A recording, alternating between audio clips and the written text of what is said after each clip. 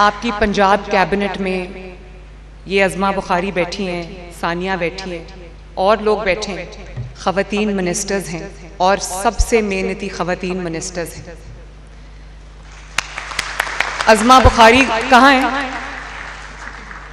वो देखो कैमरे के पीछे खड़ी है। She is not sitting here as a VIP। वो उसका काम है इंफॉर्मेशन मिनिस्टर का, वो कैमरे के पीछे खड़ी थी। और इसी तरह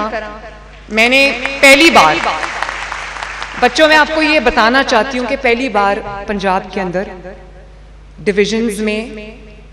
ख़वातीन कमिश्नर्स बनी हैं, डिस्ट्रिक्ट्स में ख़वातीन डिप्टी कमिश्नर्स बनी हैं, डिस्ट्रिक्ट्स में ख़वातीन जो हैं वो डिस्ट्रिक्ट पुलिस ऑफिसर्स, जिसको DPO कहते हैं, वो बनी। और अब मेरे पास जब इंटरव्यू के लिए आती हैं ख़वातीन, चाहे वो पुलिस में हो, काउंटर टेररिज्म डिपार्टमेंट में हो, किसी भी डिपार्टमेंट में हो, तो मेरा सर इतना फ़ख्र से बुलंद हो जाता है। और मैं कहती हूँ कि ये मुल्क जो है, ये अगर इसकी जो 51% ताकत है ख़वातीन, वो सारा अगर अपना रोल प्ले करें, वो सब मिलकर, तो इस मुल्क को आगे बढ़ने से दुनिया की कोई ताकत नहीं रोक सकती। और मेरे लिए ये सफ़र इतना आसान नहीं था। जब मैं यहाँ पे थी लाहौर कॉलेज में, आज से 35-36 साल पहले, तो मुझे तो कभी पता नहीं था कि मैं आज किसी दिन इसी हॉल में वापस आके, जिस हॉल में मेरा मजाक बनाया गया था, मैं उस हॉल में वापस आके एक चीफ मिनिस्टर के तौर पे अपनी बच्चियों से खिताब कर रही होंगी। मैंने कभी नहीं सोचा था कि मैं सियासत में आऊंगी, क्योंकि PMLN हिस्टोरिकली एक मेल डोमिनेटेड पार्टी थी। लेकिन मैं कोई अपनी तारीफ नहीं कर रही, लेकिन इस मेल डोमिनेटेड सोसाइटी में, इस मेल डोमिनेटेड पार्टी में अपनी जगह बनाना और मर्दों से मुकाबला करके जीत के आना, ये कोई छोटी बात नहीं है।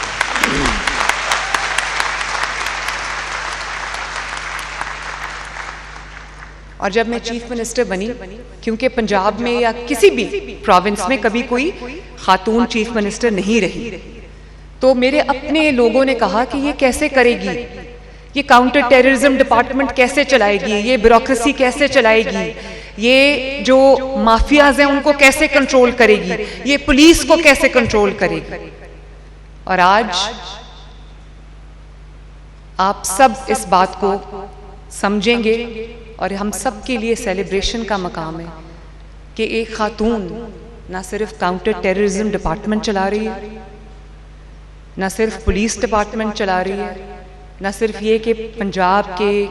15 करोड़ अवाम का सूबा चला रही है, इंफ्रास्ट्रक्चर बना रही है, हेल्थ पे काम कर रही है, ट्रांसपोर्ट पे काम कर रही है, इकोनॉमी पे काम कर रही है,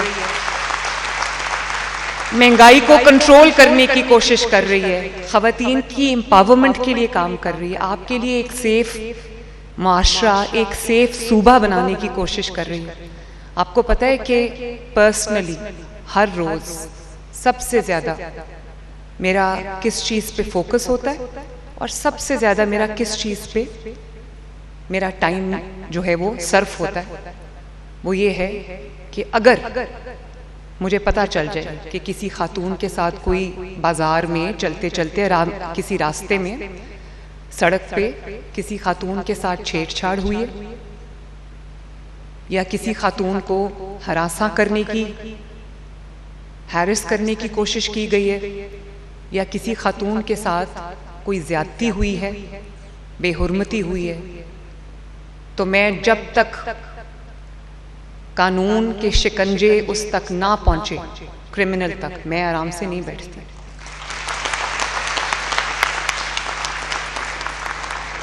मैं अभी आपसे बात करूंगी कि एजुकेशन में मैंने क्या काम किया,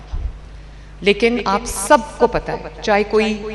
एफ्लुएंट घर से बच्ची हो या फाइनेंशियली कोई चैलेंज्ड घर से बच्ची हो, कोई पेरेंट्स जो हमारे कल्चर में, हमारे ट्रेडिशंस में, कोई पेरेंट्स जो है वो बच्चों को या अपनी बेटियों को ऐसे बाहर नहीं भेजना चाहते जब लॉ एंड ऑर्डर सिचुएशन ठीक ना हो। तो मैं मेरा अव्वलीन मकसद ये है कि मेरी बेटियों के लिए, मेरी माँओं के लिए, मेरी बहनों के लिए पंजाब एक ऐसा सेफ सूबा हो जिसमें वो सुबह, दोपहर, शाम, रात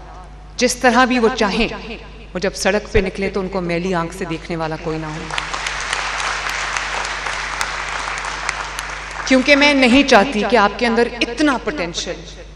आपने अभी देखो कोई PhDs हैं, MPhils हैं, मास्टर्स हैं, इतनी माशाल्लाह डिग्रीज लेके बच्चे आई हैं।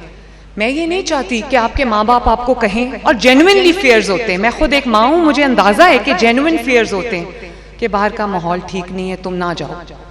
मैं नहीं चाहती कि आपको कोई चीज़, कोई मेरी कोताही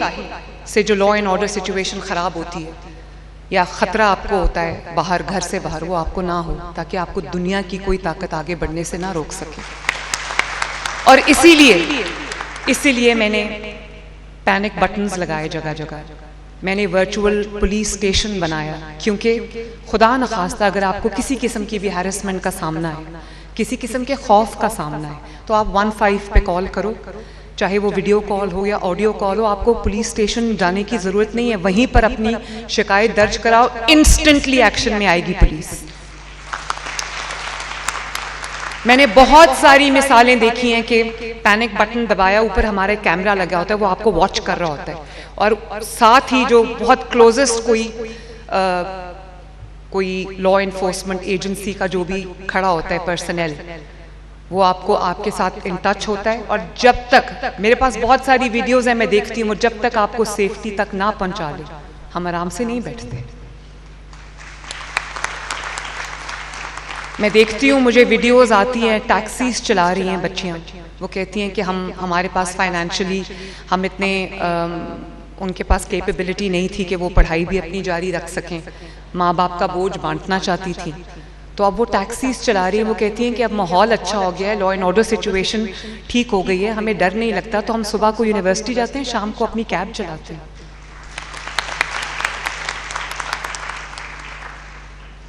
और अब आज मैं आपके सामने ये पहली बार अनाउंस करने जा रही हूँ, ये जो ऑनलाइन हैरेसमेंट है, डिजिटल बुलिंग है, इस पर मैं एक पूरा सिस्टम बना रही हूँ कि हर घर में ये वाक़यात होते हैं कि लड़कियों की, कोई भी बच्चियों की कोई एक चीज़ उठाकर उनको ब्लैकमेल किया जाता है। कोई पिक्चर हो सकती है, कोई वीडियो हो सकती है, तो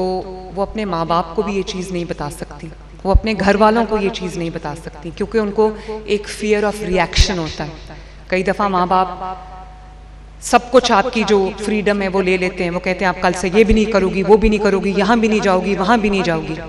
क्योंकि ये उनका एक डिफेंस मैकेनिज्म है बच्चों को प्रोटेक्ट करने का, बेटियों को। माँ बाप डर जाते हैं, माँ बाप का भी इसमें कसूर नहीं। तो मैं सबसे पहले तो माँ बाप को ये कहना चाहती हूँ कि जब कोई बच्ची आपके पास कोई हैरेसमेंट की शिकायत लेके आए, अपना कोई मसला लेके आए, तो आप उसका साथ दें, उसकी बात को समझें और उसके साथ खड़े हो जाएं। हम में से 99% जो ख़वातीन हैं, बच्चियां हैं, वो अपने प्रॉब्लम्स लेके अपने घर वालों की तरफ नहीं जाती। उनको खौफ होता है कि घर वालों या तो वो उनको ब्लेम करेंगे या उनका ऐसा रिएक्शन आएगा कि उनसे उनकी जो आज़ादी है या उनकी जो ये राइट्स छीन लिए जाएंगे, क्योंकि माँ बाप में, जैसे मैंने कहा, डर जाते हैं। तो हमने एक पूरा, मैंने ऐसा सिस्टम तरतीब दिया है जिसको मैं बहुत जल्द लॉन्च करूँगी कि अगर आप में से किसी को किसी किस्म की हैरेसमेंट का सामना है, साइबर बुलिंग, साइबर हैरेसमेंट का सामना है, तो वो अपनी शिकायत दर्ज कराएगी। उसका जो आइडेंटिटी है वो हम डिस्क्लोज नहीं करेंगे, उसके माँ बाप को भी नहीं करेंगे, उसकी फैमिली को भी नहीं करेंगे, और एक्शन लेंगे ताकि वो जो आपको हरास कर रहा है वो अपने अंजाम तक पहुंचे और किसी को पता भी ना चले, आपकी इज्जत भी और आपकी नेक नामी भी महफूज रहे।